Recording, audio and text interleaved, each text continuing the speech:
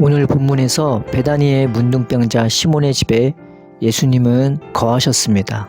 이 장면이 특이해 보이는 것은 하나님의 아들이 하나님의 집이고 당신의 집인 성전에 거하셔야 할 것 같은데, 성전에서 말씀 증거를 마치자마자 즉시로 그 자리를 떠나 가장 천하디 천한 동네와 사람들에게로 자신의 발걸음을 옮기셨기 때문입니다.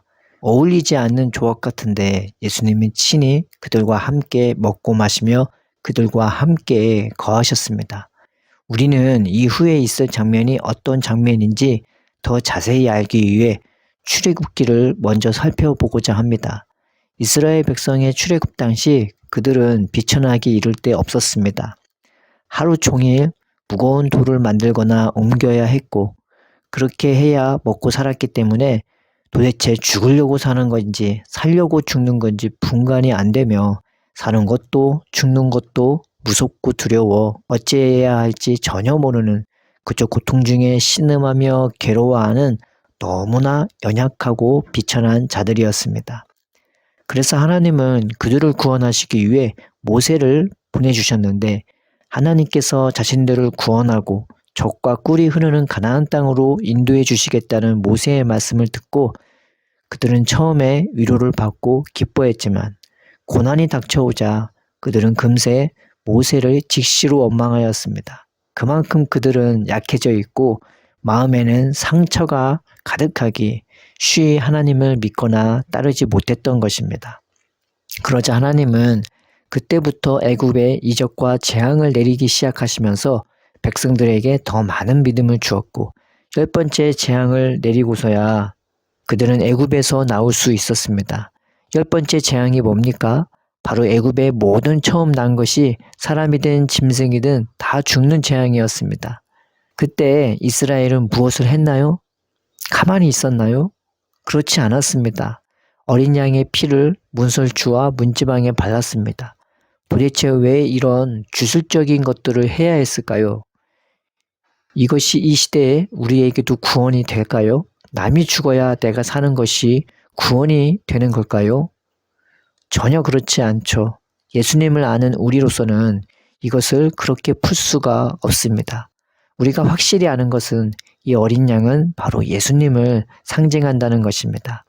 예수님이 천하디의 천하고 고통과 슬픔뿐인 연약한 영혼, 마음에 악밖에 안 남은 우리를 위하여 자신을 기꺼이 내어주는 것을 의미하는 것입니다. 이런 베다니 같고 문둥병자 같은 나를 사랑하시고 불쌍히 여기시고 귀히 여기시고 아끼셔서 자신을 허비하듯 내어주시는 것을 보여주는 것이죠.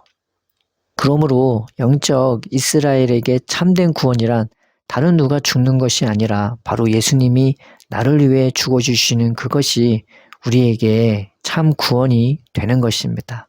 나도 나를 구원하거나 사랑하지 못하며 그 누구도 나를 위해 죽지도 온전히 사랑하지도 못할 것인데, 예수님만은 나를 위해 죽어주시고 나를 위해 자신을 허비하듯 자신의 전부를 아낌없이 부어주시는 것입니다.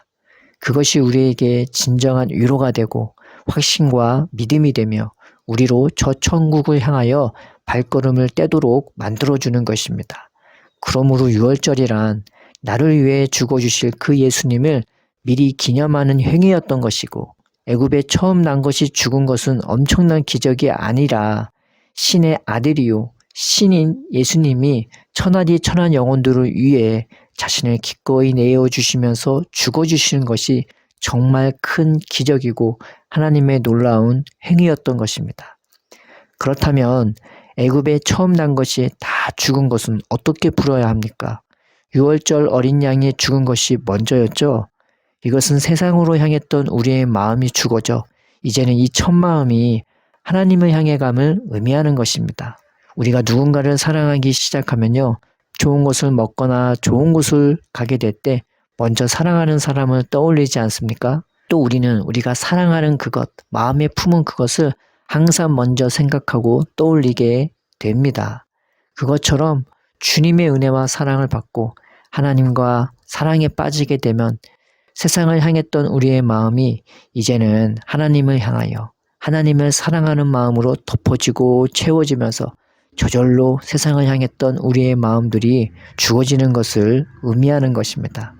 그러니 진정한 기적은 예수님이 천하디 천하며 구원받기 합당하지도 않은 우리를 위해 기꺼이 자신의 생명을 허비하듯 내어주시고 부어주는 것입니다. 오늘 본문에서 비천한 동네인 베다니에서 그것도 문둥병자 집에 오셔서 식사 중인 예수님 앞에 한 여인이 다가옵니다. 그는 자신의 전 재산이었을 매우 귀한 향유 옥합을 가져다가 예수님 머리 위에 붓습니다. 그가 예수님께 어떤 은혜를 받았는지, 그가 예수님을 어떻게 사랑했는지 이 본문을 살펴보면 너무나 자명해집니다. 향유는 그 자체도 좋은 것이죠. 그런데 이것은 그냥 향유도 아니고 귀한 향유입니다. 그런데 더 나아가 그냥 귀한 향유도 아니고 매우 귀한 향유입니다. 한마디로 최상급 향유인 것입니다. 이 최상급 향유를 담아놓은 병을 보세요. 그냥 병이 아닌 옥으로 만든 매우 귀한 병이었습니다. 즉, 이 병은 최상급 향유만큼 혹 그 이상으로 값이 나가는 병이었습니다. 그런데 이 자매가 자신의 생명같이 여기며 평생 모았을 이것을 전혀 아까워하지 않고 예수님을 위해 기꺼이 허비하듯 부어버린 것이었습니다.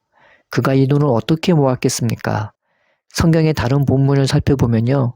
이가 창녀라고도 하며 7 귀신 들린 막달라 마리아라고도 하며 혹 이 인물을 동일 인물이라고 주장하는 학자도 있습니다. 이것을 본다면 정말 사는 게 지옥이고 고통뿐인 한 여자가 자신의 몸을 팔며 생명같이 여기는 돈을 모은 것이 매우 귀한 향유 옥합이었을 것입니다. 그러나 이 여자가 사람 대접을 받았겠습니까?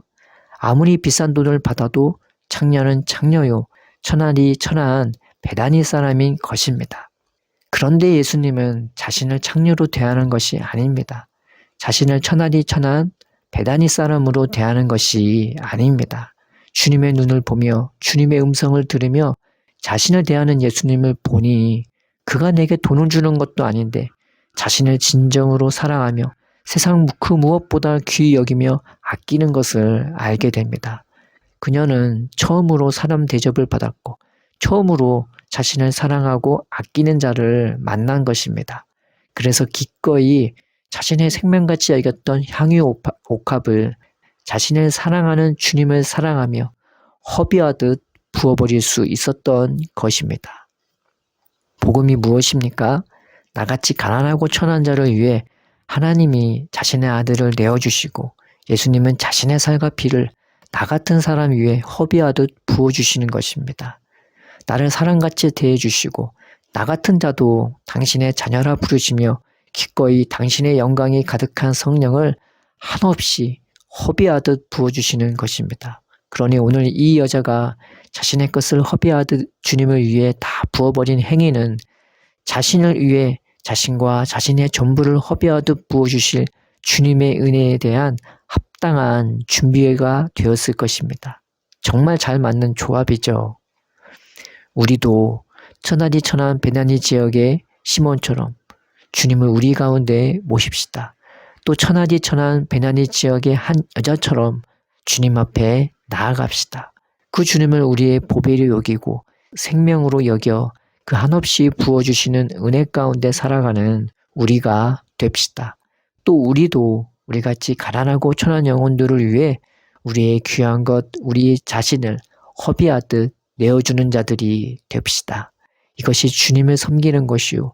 또 이것을 위해 성령께서 신나고 기쁘게 인도해 주실 것입니다. 사랑의 아버지, 우리가 허비하듯 부어주시는 그 주님의 은혜와 사랑으로 살아가게 하여 주옵소서. 또한 우리의 삶도 그 은혜를 기반으로 우리의 전부를 영혼 살리고 세우는 일에 허비하듯 부어지도록 마음껏 사용하여 주옵소서. 기쁨과 감사 가운데 예수님의 이름으로 기도드립니다. 아멘.